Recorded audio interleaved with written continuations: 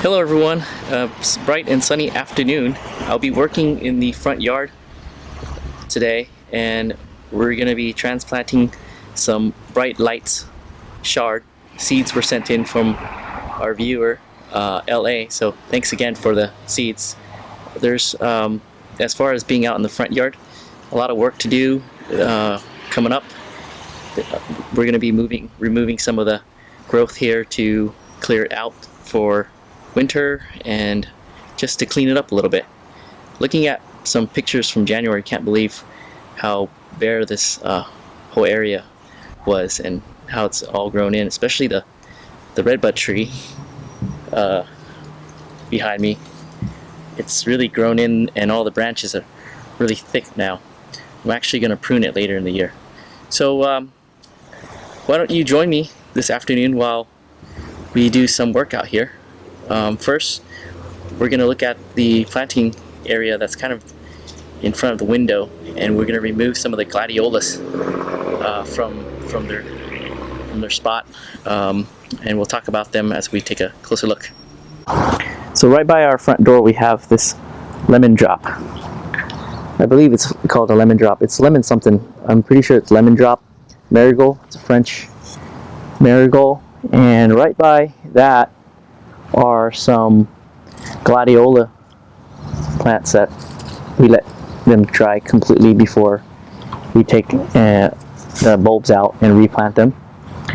So in theory, by letting it dry, the energy in the leaves will go into the bulb. So removing the stalks after they flower may take away the energy that they need.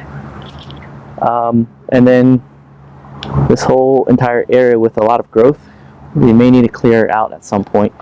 There's a lot of black beans in here, the plant. So if anything, if I clear it out, we'll have a lot of compost material. But if we leave it, we can get a lot of black beans. This is probably going to be 6 or 7 cups worth of black beans.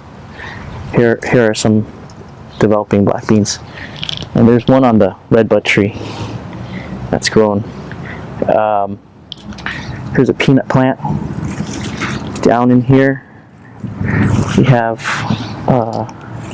some togarashi peppers.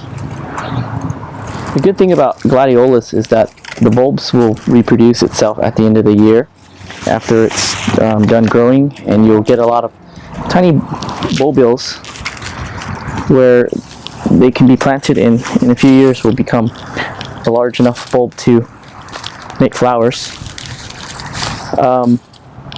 And they're a very frugal bulb plant as opposed to tulips, where our climate doesn't allow for them to reproduce, and as a result you have to buy new bulbs every season, and tulip bulbs can get expensive, especially the really nice ones.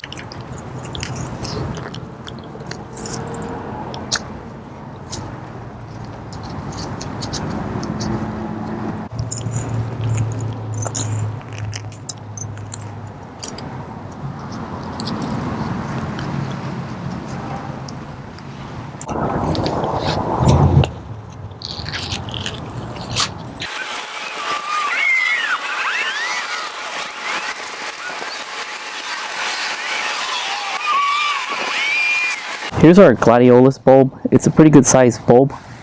And bulbs, seeds, and like eggs, they're self-contained vessels with the nutrients that they need to get started.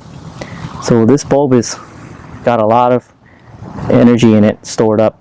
So when it goes to grow, the plant will start using the energy from this bulb, and this bulb will actually start shrinking smaller and smaller and smaller until it becomes a little bit shriveled. So this growth here is the bulb from last year.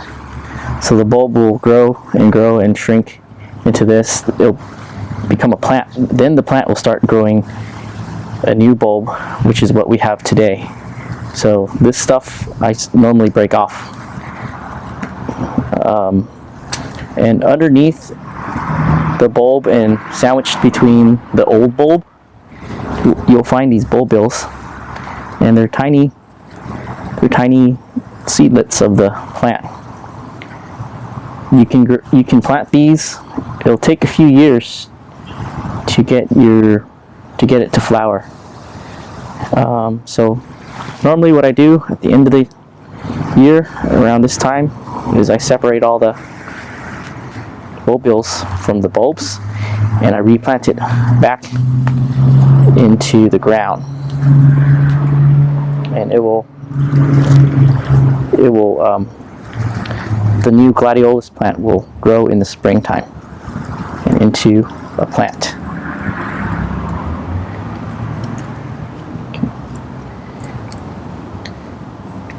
So in Southern California, with our warmer weather, I found that the planting guide for bulbs doesn't really apply to us. Like for instance, when planting tulips, I plant them about 3 inches deep at most. The guides usually apply to areas where there's frost and you need to plant them a little bit deeper. In California, when we plant the tulips too deep, they actually rot underneath the ground because it takes too much time for them to reach the surface. But with Gladiolus, I found that it is best to follow the planting guide because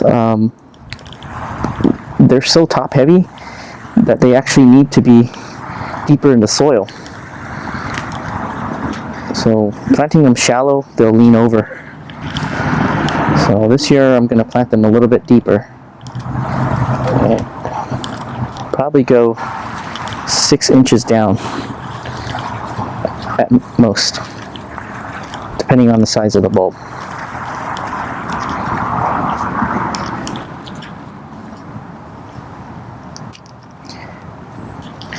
I always forget what color these are. We have purple, we have coral, we have the dark red. I think these might be purple.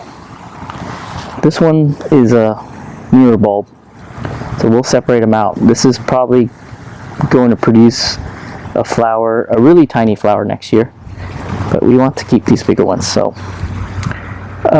if you purchase bulbs, they're probably this size, and if you grow them yourself and you give it pretty good soil, then at the end of the year you'll end up with a bulb about this big. So let's go and plant them. So in this bed there's pretty much 3 rows here. I can plant something that's low and shallow in front, something that's a little bit taller back here, and then where the Asiatic lilies are. I'm going to plant the Gladiolus bulbs back here, and then in the back over here there's also more growing area, so I'm not sure what I'm going to plant yet. I may plant some oriental poppies back there. Hopefully.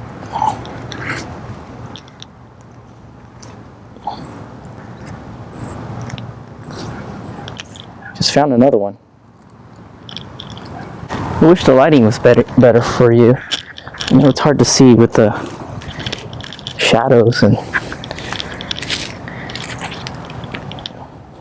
I'm planting them pretty close this year. They're spaced about 1/2 inch apart. Well, let's increase the space to 1 inch apart.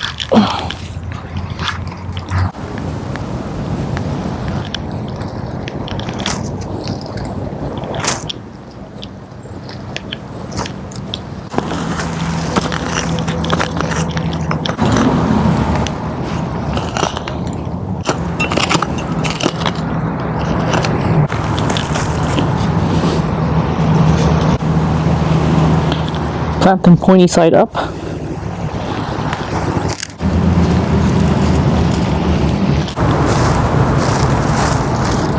This is the first time we're growing chard, so I think we'll just use them out here as ornamental appeal. And it looks like we have a good spot for them. Once it grows in, it'll cover this bulb patch that we have.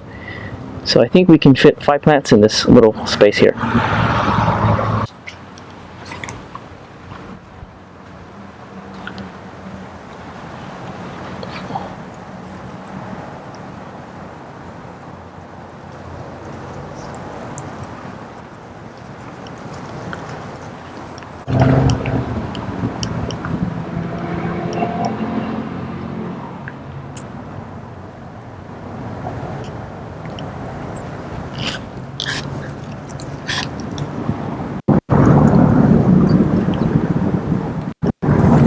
I'm planting them near the Asiatic lilies. I think they're supposed to go dormant soon, so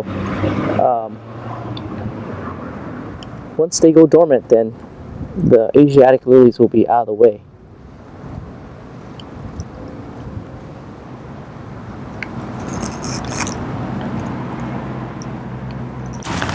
We're going to take out this Thai Cowpria eggplant. It's casting some shade on our 5th and final bright lights chard, so we'll replant another eggplant next year. The black bean's got a really good hold of it, so it's like it's saying, hey, don't take my buddy away. He's helping me stay up. Here are some black beans that are ready. And once again, here there's about probably 6 cups worth of black beans in here. Black beans are really good for your liver. Beans in general. We have our bright lights chard transplanted. This one has a really nice red vein on it. This one's muted. But once they grow, this area will really be nice and bright. So we'll see how they grow. And once again, this is the first time we're growing these, and thanks again to our viewer LA for the seeds. And with that, we're going to end the video. But as always, thanks for watching and coming out and gardening with me. Alright, let's walk down this way and cross the driveway to see our planter. We got quite a bit of work here in this planter to clear out, because come Monday we're expecting a plant to arrive in the mail, and we're going to need the space for it. So we have some Russian sage here, a lot of apple mint to clear out, so it's mostly apple mint. This black bean, some purple fountain grass, and on the redbud tree here, it's been engulfed by a black bean, and we're going to get a lot of black beans from this. Let's see, let's follow it down and see where the plant is. So we got one black bean plant here,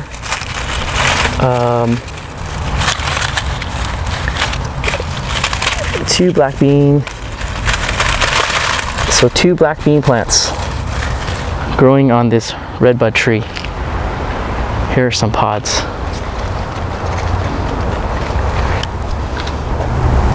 Here we have a couple of pardon me daylilies. These are reblooming daylilies. They're the smaller size daylilies, and can't say enough times how this is a daylily year. They're still blooming, and we see a lot of flower buds. So this is Southern California fall for you.